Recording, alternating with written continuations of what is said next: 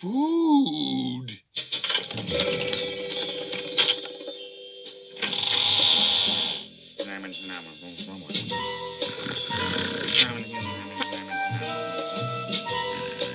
Not food.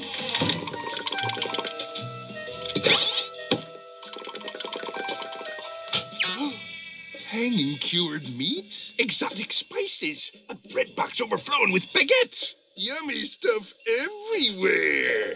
I'll start with the fridge.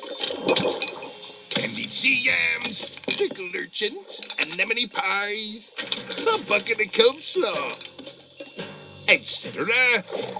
Ooh, more etc.